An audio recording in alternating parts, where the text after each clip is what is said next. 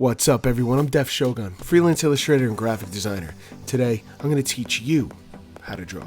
Now, before we begin, if you could please hit the subscribe button, hit the notify me button. This way you'll get notified, right? Notified when I post new videos and when I go live. Because right now my live streaming schedule is a little erratic because I have two toddlers that don't know personal space. So if you could do that, that'd be great. Also, if you have any comments, please feel free to drop it in the comments section. That's what the comments section is for. Thank you. Now, everybody has their own method for doing art, right? I'm self-taught.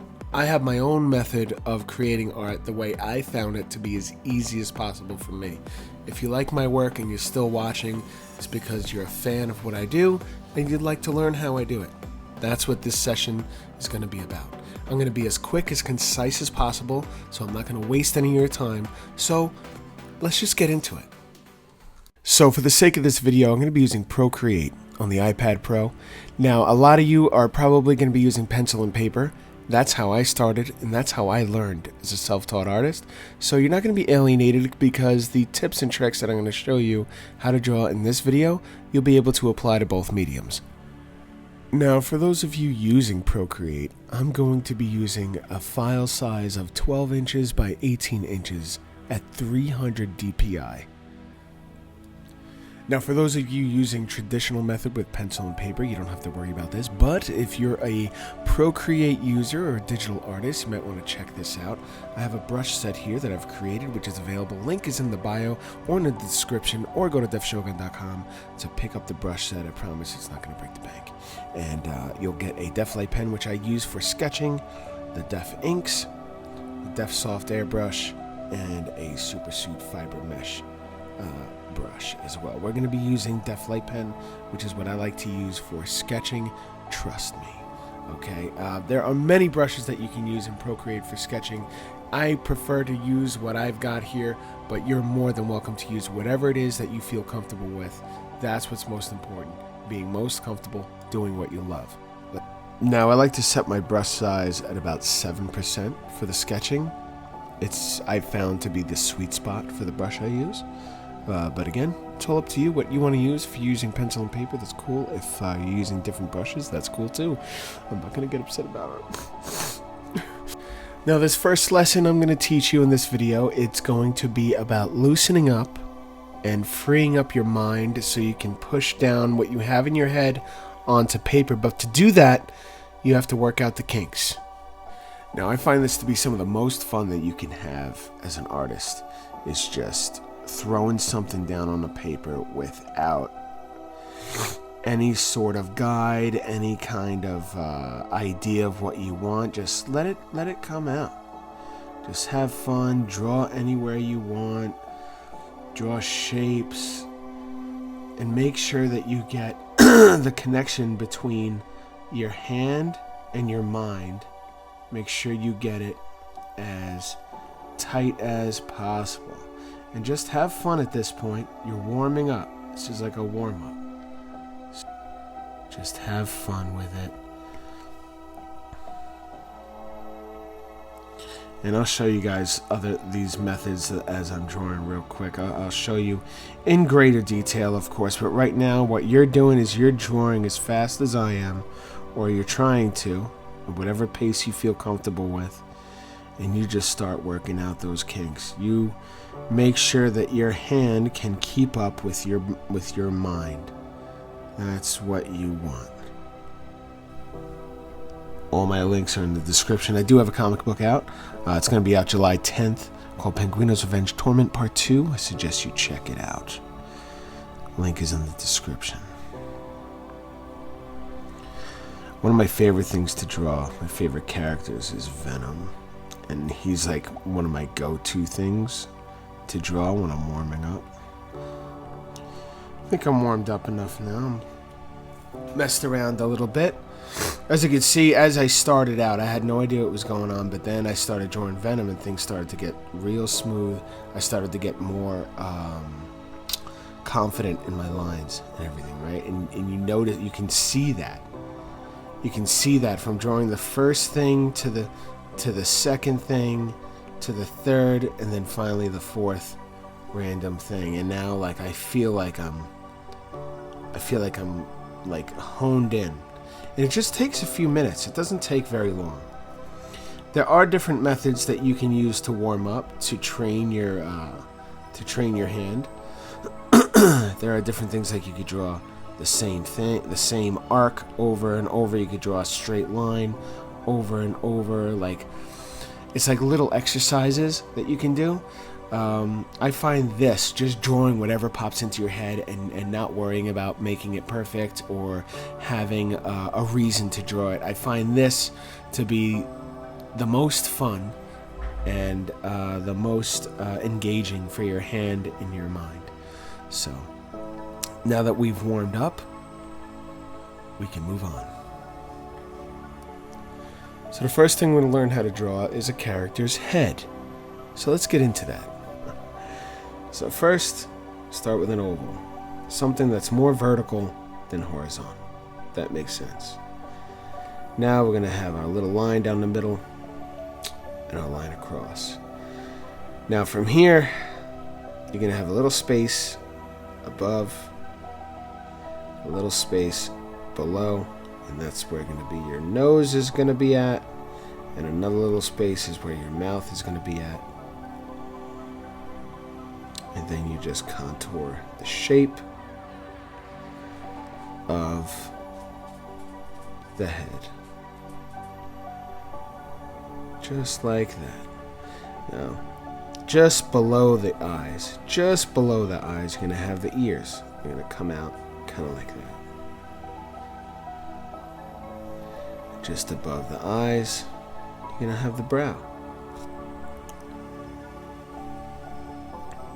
And then you could have a little shadow for the underlip, a little shadow for the nose, a little shadow for the brow.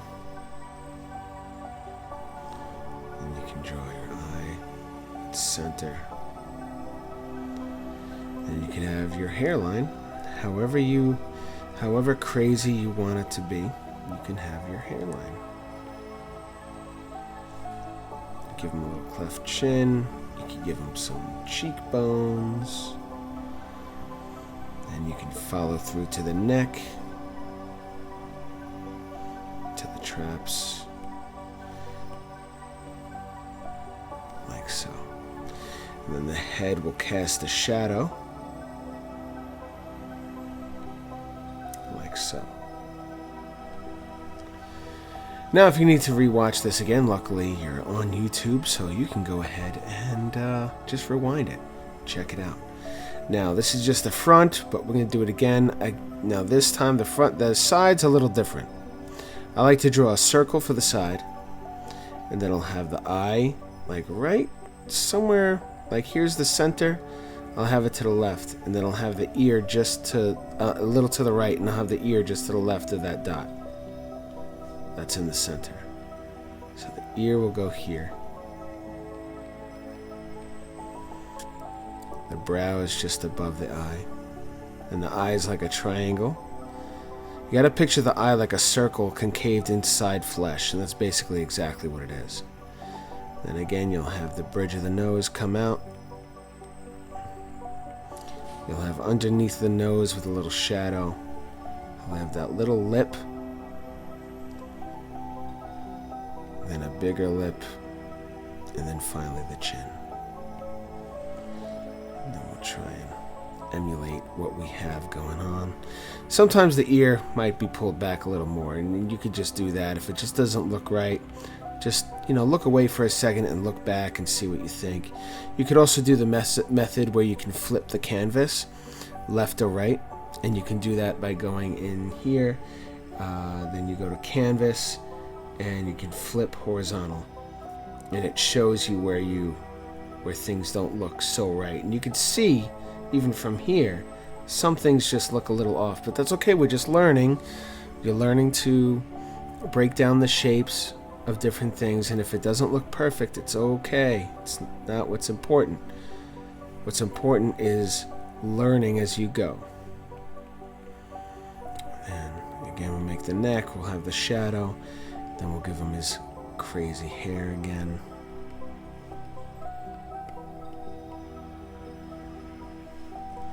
Now we can resize it if we want. Luckily, since we're on the iPad, I can resize it accordingly. And now, if I just do this, and I do this, it's pretty straight on. It's pretty straight on. Not bad for eyeballing it. Not bad for eyeballing it. But that's basically how you draw a head. Now to draw the back of a head is a little different. So we'll do the oval again, the oval method for the back of the head. And again, we'll do this. But here, things are going to look a little different, right? So the ears, the back of the ears are kind of like, they look like satellite dishes. So they go like that. Like that. And the neck is in front of the head. The neck is in front of the head. And then it kind of comes down to a point here. So the back of the head kind of does that. And since the hair is facing that way, we're going to have it face this way because it's the back of the head. It's a mirrored image. And then maybe we'll give him a, little thing there.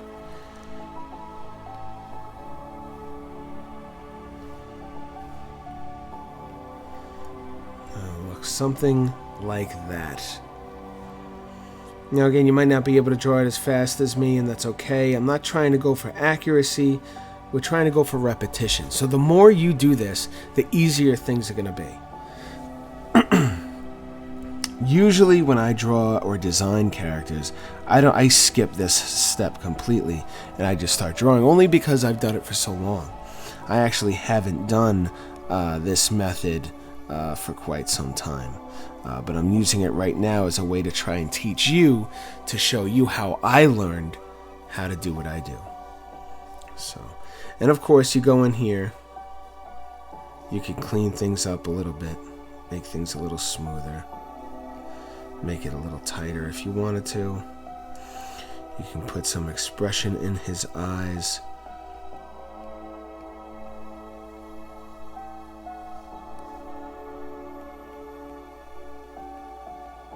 And the eyes are like triangles, a lot of different triangles. Then you can have just a little under. He needs some sleep, just like me.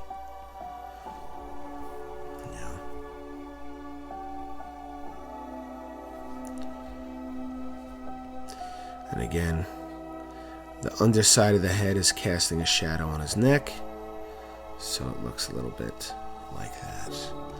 And now the neck goes behind the traps, like that. Right? So again, you can imagine the chin is down there somewhere. Top of the head is lined up. And the eyes are on the other side, but they're facing that way. Now, if we want to do like a top of a head, we're going to make a circle. We're going to do our cross, but we're going to do it like that, right? So now you have to try and imagine in 3D. Everything's a little closer together as you're looking at it from a certain angle. The nose protrudes, the cheekbones come out, maybe his lip is showing a little bit, maybe his chin is protruding slightly, his ears are somewhere over here, and you'll have the top of his head like this, right? And then you go ahead and you start drawing over.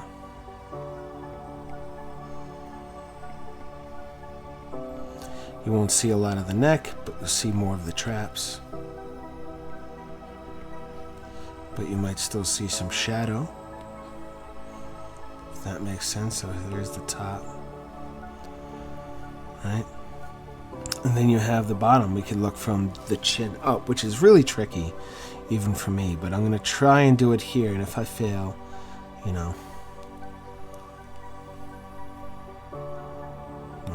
There is no failure being an artist because it is a success to be one, right? So we can have him look up.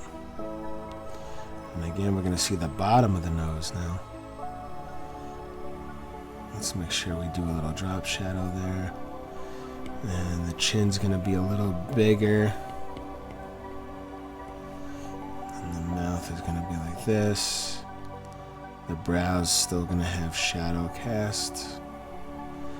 The forehead's going to be smaller. The whole head itself is going to be smaller, but the ears are going to be about the same size, just at a different angle. I forgot what this part of the ear is called, but it's important to have that. I forgot what it's called though.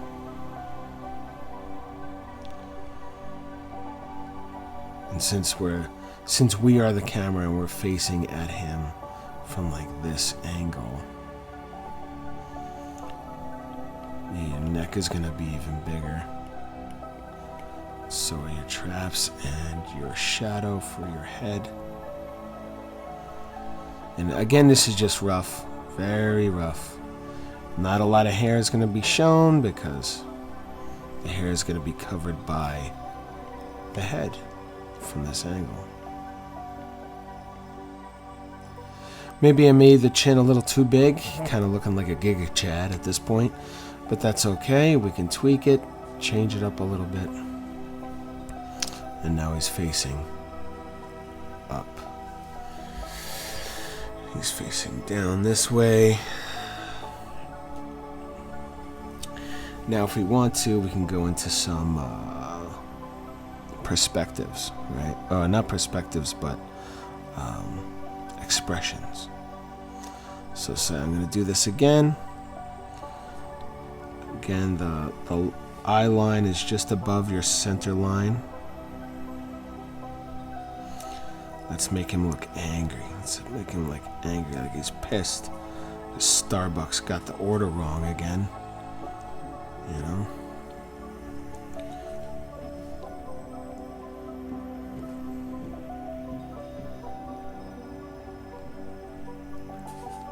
Ah, how dare you get my order wrong?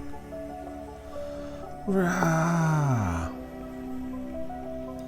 Again, we're just shadowing. We have the ear. We draw the head. Then we draw the hair. And it's important, as you're drawing hair, just draw the overall shape. Don't worry about every strand of hair, especially right now. Now, when you're yelling at someone, you're moving forward. You're moving forward. You're like, you're forcing your energy, your anger and your energy onto your target, whatever it is. So keep that in mind, especially if you're drawing comics or something like that.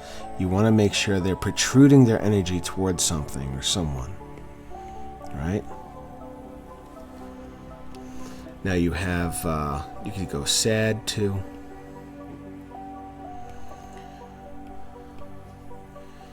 You can go sad. I'll try to do the same. The eyes will be a little bigger. And the brows are going to start close to the eye and pull away as it gets toward the center.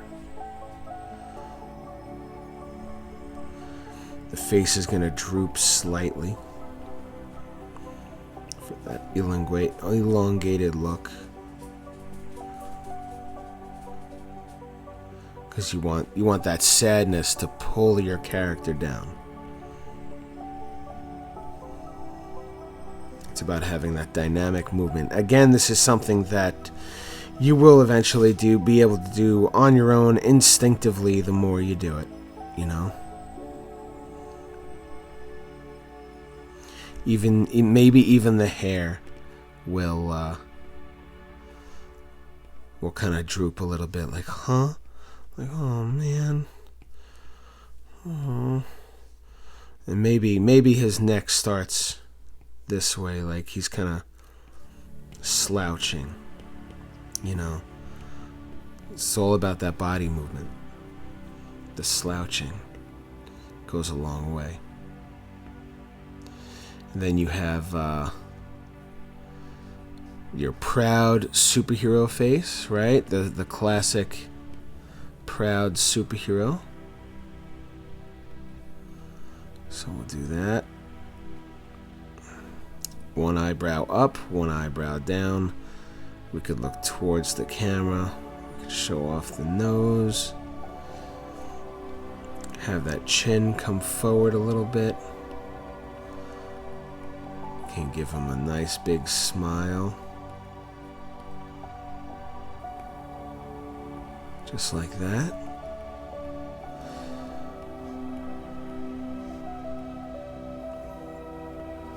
And again with the hair is going to act as your emotion. So he's proud of that. I don't know if I like his hairstyle, but since he's proud, he's straight up. He's like, haha. I just threw a bat through your head. Haha. You know, you can give him a cape too. I want to give him a cape to really push it. Yeah, so again, as you can see, it's all part of the body language. When you're projecting, you're pushing energy forward. When you're sad, you're kind of slouched. Everything is down on the character, not just a little segments of the face and stuff, but everything seems a little down. Pride and prideful and proud and happy. Everything's up and uplifting, you know, and it's all about getting that message out. Don't let the reader mistake anything. You have to sometimes hold the reader's hand or the viewer's hand when it comes to your imagery. But this is something that you'll be able to do more subtly.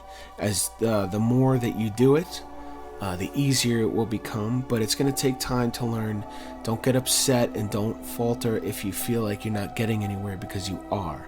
Because if you do this every day for a month, if you practice this every day for a month for just 1 hour, you're going to see improvement. I promise you. But you have to put in the time. Okay. Now, I'm going to end the video here. We're going to do part 2 for this video coming up. I'm going to try and bang these out as fast and upload these as fast as possible for you guys.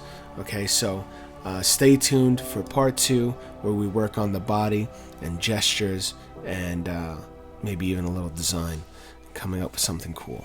All right.